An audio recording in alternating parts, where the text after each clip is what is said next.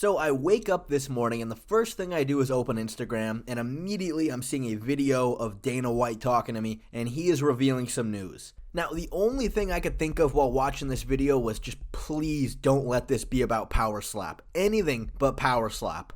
But then I watched it, and immediately after I was wishing it was power slap. God, that would have been so much better than the news we received, because we have two fights in particular that I just, for the life of me, do not understand what was going through the matchmakers' heads. It's disgusting. This rivals when they tried to make Nate Diaz versus Hamzat. I mean, that by far was definitely the worst. I don't know if anything will ever come close to that one, but this is still pretty bad.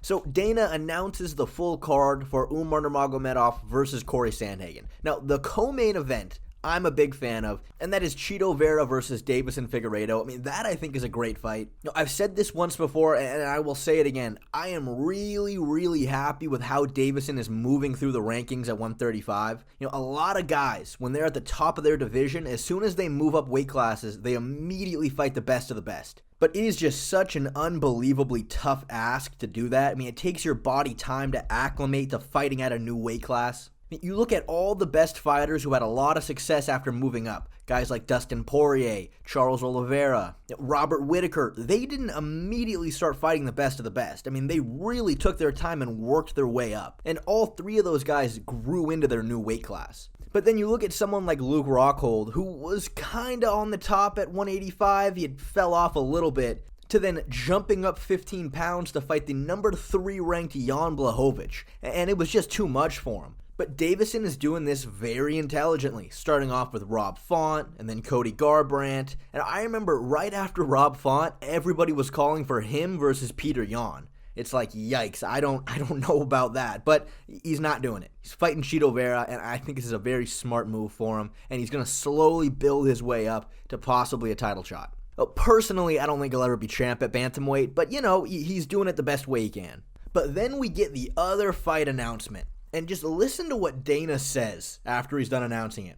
Nick Diaz is returning to the welterweight division to fight number 14 ranked Vicente Luque in what is certain to be an absolute war. An absolute war, he said. A war. His exact words were, an absolute war. Does he really think that? Does he truly believe this will be an absolute war? A war?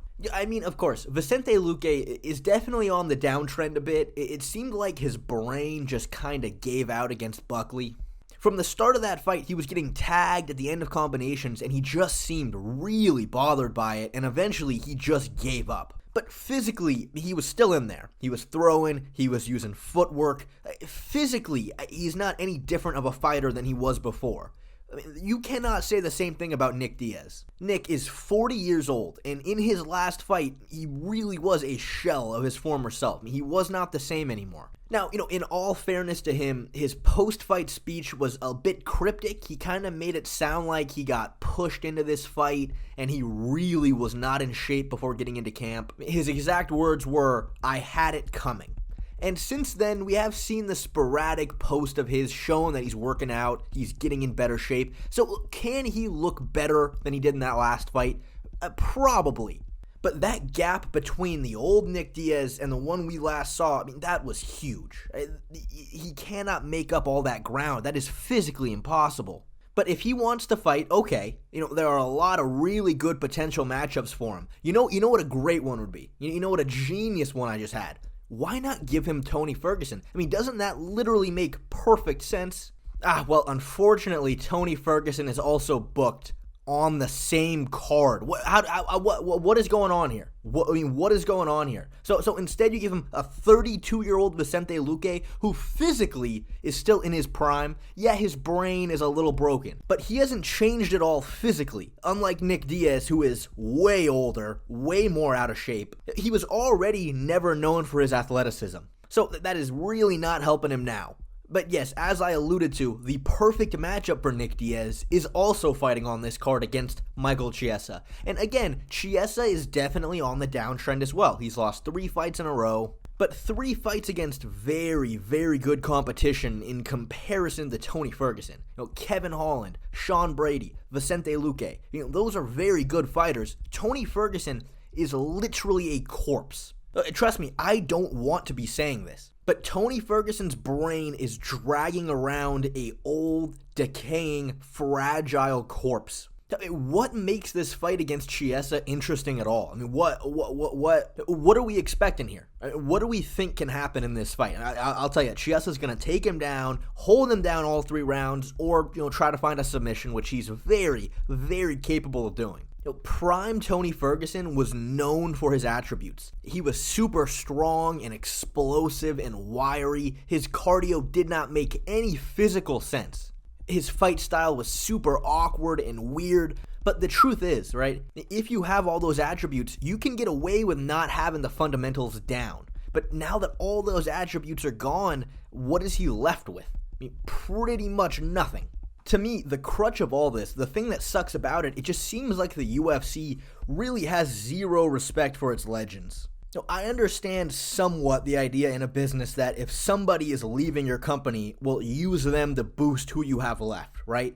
What is Vicente Luque and Michael Chiesa getting out of facing 2 guys so far out of their primes that it's not even funny? I mean, what's the business strategy here? You know who's been begging to fight Nick Diaz and Tony Ferguson? Dylan Dennis, all over Instagram. I mean, that would have been an amazing fight. I mean, that could have been a headliner for a UFC fight night. That would have been great. I mean, why isn't that happening? I truly am just baffled at the decision making here. I really do not understand what the UFC was thinking. I guess Tony Ferguson's hype is pretty much 100% gone now. I mean, that does not exist anymore. So, okay, fine. I mean, whatever. Throw him to whatever wolf you want because I don't think people are even watching for him anymore. But I mean, Nick Diaz, people are going to tune in for. I mean, Nick Diaz is a certified legend. I mean, can you guys imagine what kind of hype would be there for a Nick Diaz versus Dylan Dennis main event? I mean, that would be everywhere. It kind of reminds me of Ben Askren versus Jake Paul. It's like that kind of level of fight. The memes would be glorious. Everybody would be tuning in with bated breath. I mean, honestly, Dylan should win that. I mean, he really has no excuse to lose there, but that just makes it all the better. I mean, we love an underdog story. We would love to see Nick Diaz come back against an opponent that's, on his level physically as of right now. But no. We get Vicente Luque. We get the 32-year-old Vicente Luque. What is going on? Can someone tell me the thought process here? Like, what does the UFC want? Do they want everybody to tune in to watch Luque destroy Nick Diaz, and then what? And then what? And then Vicente Luque gets a bit more fans, even though his brain is already broken. Someone fill me in on what the strategy is here, because I don't know what it is.